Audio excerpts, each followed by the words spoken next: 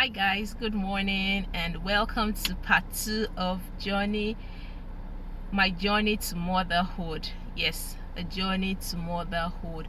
That's the journey to having my second baby.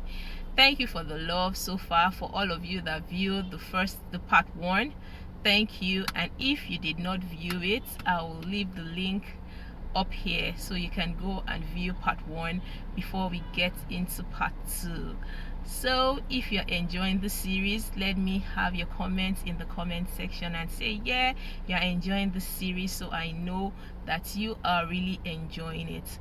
Welcome to part 2, as I said earlier, and if this is what you want to watch, then let's get into it. Strong, we're doing wrong. So after the evacuation of our baby, life went on as usual. So I took some time out, I rested. After the evacuation, I actually fell ill for some time, I think a week or two. I actually fell ill, but then thereafter I took some break off work just to rest. So I rested and life went on as usual. Then 2 years after, I took in again. Yep, glory be to God, I took in again, and the pregnancy progressed. Went for my antenatal classes, did various scans and all that. Pregnancy advanced and everyone was happy, shocked for the new baby coming. Everybody was in high hopes of seeing another child, stroke grandchild. Went for church services and all.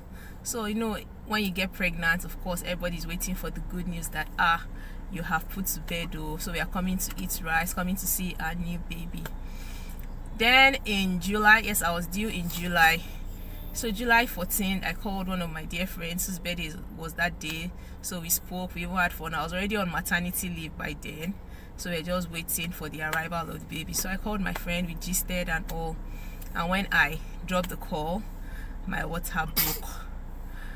And I called my husband that, where are you? He said he was on his way home. So I said, okay, that it seems the baby is ready to come out. So I not even packed any hospital thing. So I just went to the room, packed some things, packed clothes for my son, because we are going to drop him off at my mom's place. So I packed my son's stuffs, prepared him to drop him over at my mom's place. It was actually late at night then.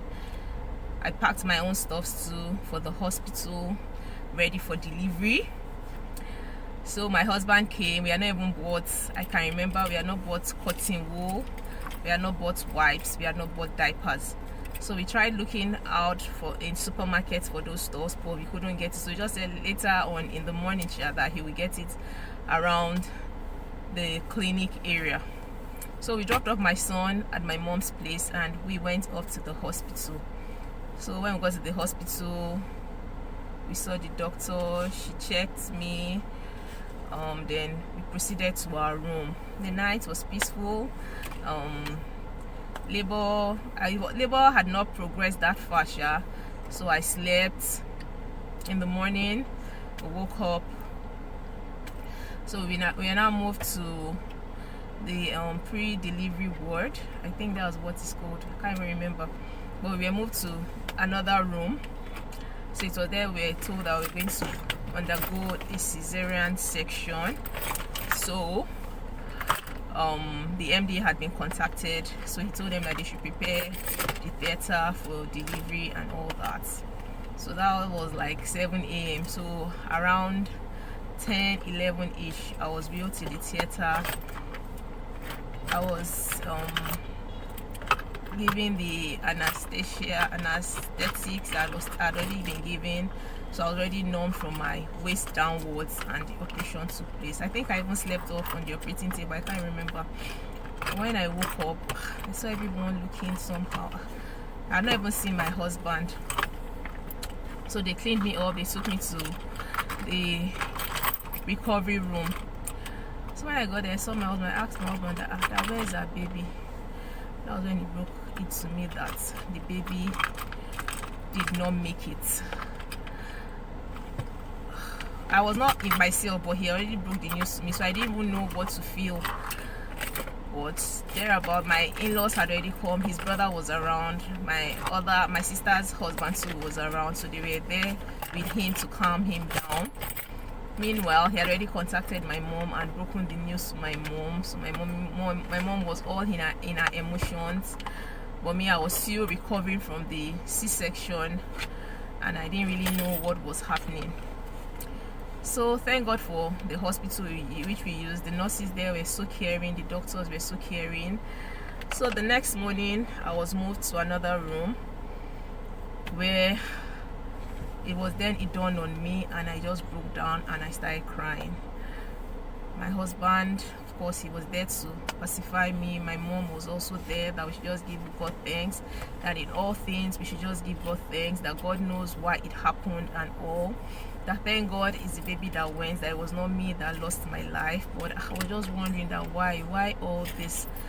But I was just grateful to God, because God has a purpose for everything. He said, before I formed thee in the womb, I knew thee. So God has a purpose for everything. When anything happens to you, God actually has a purpose for it happening at that time. So I was just thankful to God. So the post-surgery recovery stage was quick, and I just give God thanks. Although I lost some blood, so I was given like a pint or 2 pints of blood, I can't really remember.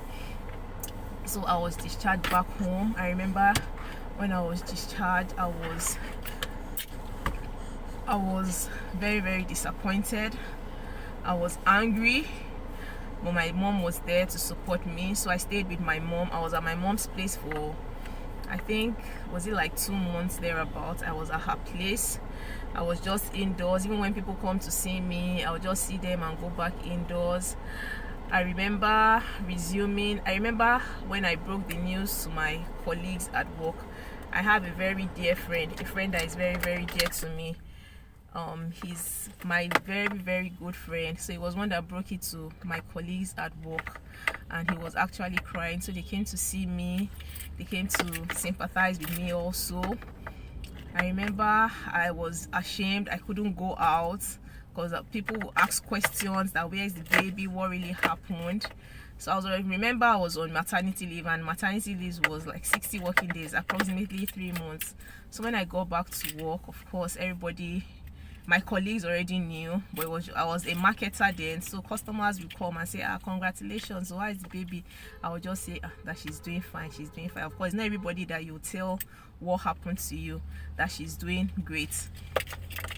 I remember one day my colleague, I said, my friend, he came to me and asked me that how do I feel when people ask me that question. I said, I will just tell them that it's fine now, that God's time is the best. God makes all things beautiful in his time. I'm here now sharing my story with as many people that want to learn that God makes all things beautiful in his time. Yes, trying periods may come, but God actually makes all things beautiful in his time, and there is light at the end of the tunnel. So if you are here waiting on God, for God to give you a miracle, just know that God is never late. That's what I want to tell you. God is never late. He shows up at his own time and not our own time. God is never late. Hold on to him, and he will surely wipe your tears away. So I'll end this part here. See you in the upcoming parts. If you're new, please don't forget to subscribe. If you've not subscribed, please subscribe. If you've not shared, please share. If you've not liked, please like. And see you in my next. Thank you for coming along this journey with me. God bless you, and see you in my next.